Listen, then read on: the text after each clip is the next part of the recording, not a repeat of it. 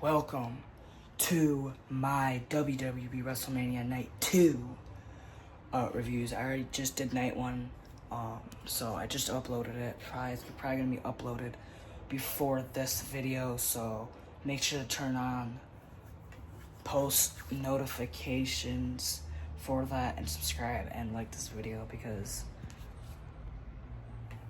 you have to, or it's just not going to be likely anymore. So you better like this video. Anyways, let's do this. First, starting off with the first match that kicks off Night 2 in the women's triple threat match. And this match, as expected, was probably one of the best women's matches I've ever seen. Rhea Ripley, astonishing in this. Bianca Belair, astonishing. I really thought Bianca Belair had it, but I didn't know Io Sky was going to win. Honestly, I should have had that in the back of my head. But, that just wasn't planned and, just didn't happen. In this match, we had crazy spots. We had, Rhea Ripley getting springboard moonsaulted on the outside.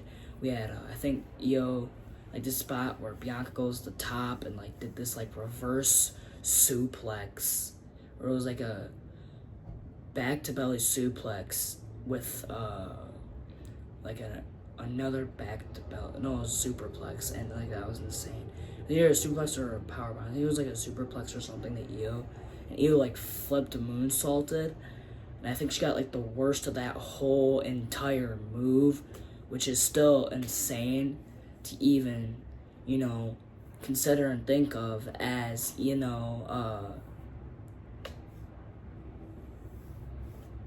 then, to win the match, moonsault out of nowhere, from Bianca to Bianca and Rhea. I think, they were in a pin or something, because Bianca hit the KODs because she hit Rhea with her hair, and then, the KODs, and then, Io Sky came and did a moonsault or a splash or something. I think she did, a moonsault to break up the pin and actually win the match. So, Io Sky retains her Women's World Championship. So, we have the two Women's World Champions retain, which is weird because they should have had Io Sky lose. It would have made more sense, I think, to Bianca Belair. And I think, in my opinion, it would have made more sense. So, it is what it is. It's WWE at the end of the day, so yeah, let's move on to our next thing. And our next match is the Fatal 4-Way. Yes, the Fatal 4-Way. Actually, no. The next match was a Sin City Street Fight between Damian Priest, and Drew McIntyre. Yeah, that was our next match. So, the match was insane. We had steps. We had, Drew McIntyre, do a three-shot DDT on the steps to Damian. Damian Priest getting launched into the post. I think even the barricade. Drew McIntyre gets launched into the barricade a lot of times. There was no, outside interference as though I'd love to see. But, there was Drew McIntyre sets two tables up, on the outside for Damian Priest. Tried to go old school and get pushed off of there through two tables, which was insane. That was the most insane spot I've ever seen. Drew McIntyre then Claymore kicks Damian Priest's head in the corner with a chair, which I think cut it off his circulation. Gosh, I think that's what made him. That's what made him not breathe. And your winner is Drew McIntyre, and 1, 2, 3, McIntyre wins. And that's that. And I thought something happened to his leg too. I thought they both injured each other severely, really bad, but I guess not. So all do is do. So let's move on to our next thing, which is the Fatal 4-Way between Braun Breaker and the Intercontinental Champion currently going into this. The Dominic Mysterio, Finn Balor and Penta Penta did amazing in this. He did like a Mexican Destroyer in the match, which was insane. And then, Braun Breaker is Braun Breaker at the end of the day. He did amazing. There was like the Spirit of Carlito off the other table, through the other announce table, which was insane. Decapitated the whole announce table in half. The whole announce desk got completely eviscerated. And, then to end the match, Braun Breaker thinks he has the match home with the Spirit, only for Dominic Mysterio to do like a 619 to Finn Balor and stuff, like turning on him, but Finn Balor just punched him in the back, a bunch of times, and then stomped on him, and I don't even think personally that Dom deserved that, to be honest. I think he deserved to be treated better, but this is WWE after all, so yeah. And then, to end the match, Braun Breaker's a Spear to Penta, thinks he has a match one, drop kicking in the ropes, 619, splash by, not splash, because Finn did do the coup de grace to Braun Breaker, and then, to win, Braun Breaker gets splashed with Finn Balor on top of him, and then Finn Balor gets pinned by Dominic Mysterio to pick the victory. Dominic Mysterio, 1, 2, 3, and your new WWE Intercontinental Champion, Dominic Mysterio. Man, that dirty son of a... Sometimes I wish I was a champion. And then we have Logan Paul versus AJ Styles. And, this match, worst match the whole WrestleMania. Like, I was so bored at that point.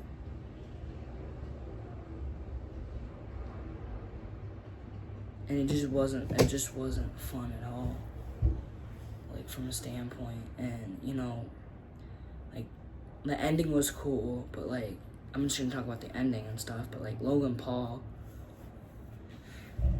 this wasn't his best WrestleMania match, and I really did want it to be just a dream match of mine, and it just flopped like heck, which I really hate. I really do. AJ, got punched a lot. Logan Paul had just the most advantage. He did do the Hulk Logan in the match, which AJ Styles kicked out, obviously. And then, in the match, Logan Paul, was just standing there, and, one of his executive guys or whatever, officials or whatever, tries to give him the brass knuckles, which AJ Styles, Karrion Kross stops and takes the brass knuckles. He's like, AJ, use it. And then AJ throws the brass knuckles, punches Karrion Kross, tries to do a phenomenal form. He don't. It was just one cool match, though.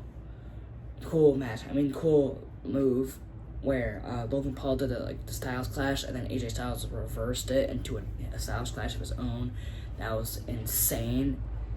And then, to win the other match, the match, AJ Styles does the phenomenal form. It got to that point where Karrion Kross, AJ Styles throws brass knuckles, punches Karrion Kross, and then gets, tries to do a phenomenal form. Logan Paul knocks him out, hits a pulverizer, and yeah, Logan Paul wins. This is the second in a row WrestleMania he has ever won, which is insane. So, yeah. Going on to our next thing. And next we get into the Women's Tag Team Championship match between Liv Morgan and Raquel Rodriguez and Lara Valkyria, a mystery partner, which, let me guess, the mystery partner, and I even said it before, it's gonna be Becky Lynch. It's gotta be Becky Lynch. And you know what happens? Oh my gosh, it's Becky Lynch. Becky Lynch comes back to the WWE at WrestleMania 41 to team with Lara Valkyria. And, the match, I'd be scared if I was Liv Morgan. What can I say? But, the match was insane. We had like a dives to Raquel, kind of, you know. Raquel dominated most of this match, you know, clothesline, you know, punching Becky Lynch out of the ring only for. Lyra Valkyria did get dominated most of this match, though I will say, like towards the beginning of this match, you know, like towards the end of this match, you know, it was like fine, I guess. And then, you know, and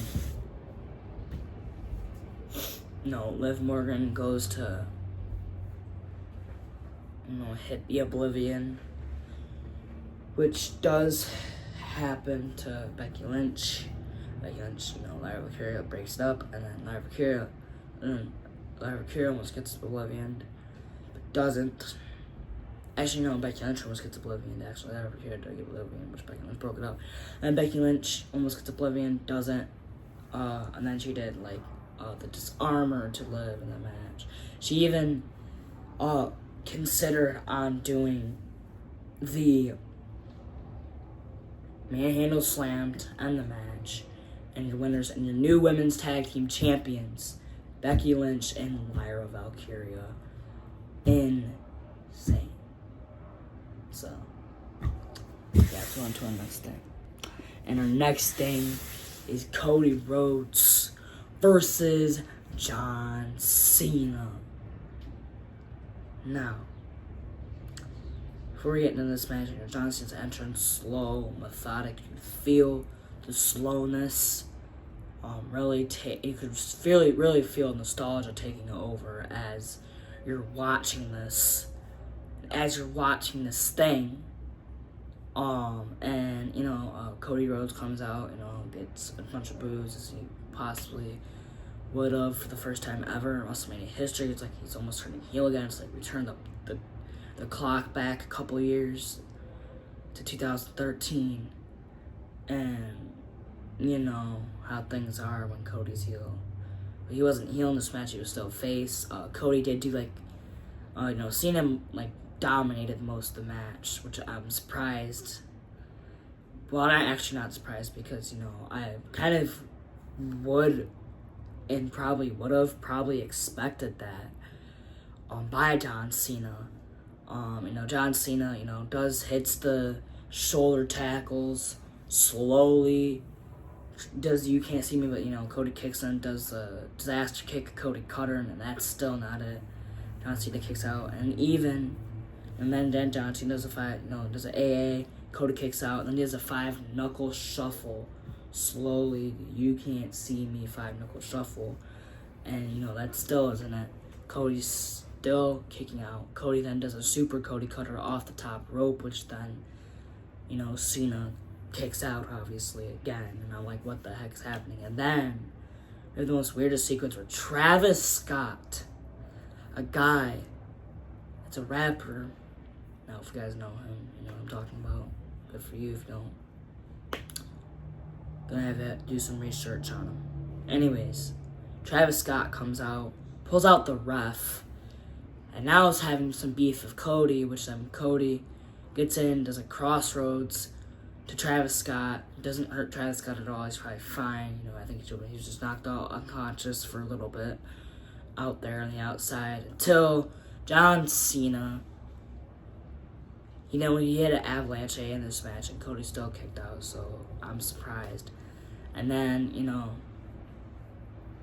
at the end of the match, hits Cody the championship. Cody, for the first time, grabs championship from him, and he's like, you know, I decided to be good, and then he kicks him where, you know, hurts most. In the gut, obviously, not the other part, the other area. And, you know, then, you know,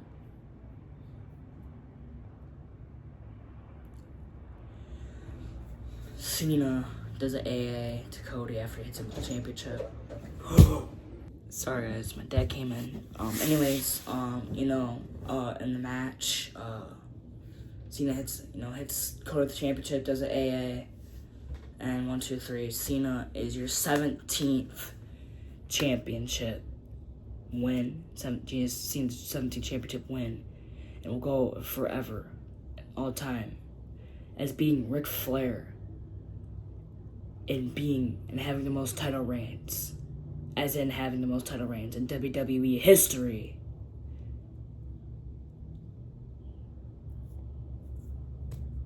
And yeah, that's that. So yeah, hopefully you guys like, subscribe, turn on notifications. If I didn't already say that at the beginning of the video, then oh well, I guess I did. But if I'm saying it again at the end, no, it's fine. But yeah, guys, that's gonna be it. Peace.